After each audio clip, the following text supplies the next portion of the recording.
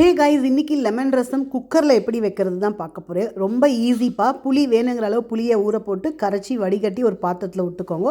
நான் பருப்பையும் வச்சுட்டேன். ஸோ பருப்பும் போட்டு அதோட புளி தண்ணியோட கலக்கிட்டு கருவேப்பிலை, பச்சை மிளகா, உப்பு, மஞ்சப்பொடி போட்டு நல்லா மிக்ஸ் பண்ணிவிட்டு ஒரு தக்காளியும் போட்டு நல்லா மிக்ஸ் பண்ணிட்டு ஒரே ஒரு குட்டி கட்டி பெருங்காயமும் போட்டுக்கோங்க.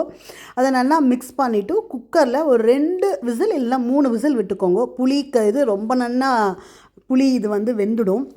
அதுக்கப்புறம் எடுத்துகிட்டு வெயிட் அடங்கினப்புறம் எடுத்துகிட்டு நல்லா கலந்துட்டு வேணுங்கிற அளவு தண்ணி விட்டுக்கோங்க. தண்ணி விட்டுட்டு இன்னொரு பாத்திரத்தில் மாற்றிட்டு அடுப்பில் வச்சு கருவேப்பிலை, கொத்தமல்லி, மிளகு, ஜீரகம் மேலாக போட்டு ஒரு ஸ்பூன் நெய் விட்டேன்னா சூப்பராக இருக்கும். ஒரே ஒரு லெமன் மட்டும் புழிஞ்சுட்டேன்ப்பா. அதுக்கப்புறம் நுரைச்சி வரும்போது ஒரு லெமன் புழிஞ்சிட்டு தாளிக்கிறதுக்கு எண்ணெயில் கடுகு மட்டும் தாளிச்சிட்டு கொஞ்சம் பெருங்காயம் தூள் பெருங்காயம் போட்டேன்னா சூப்பரான ரசம் ரெடி.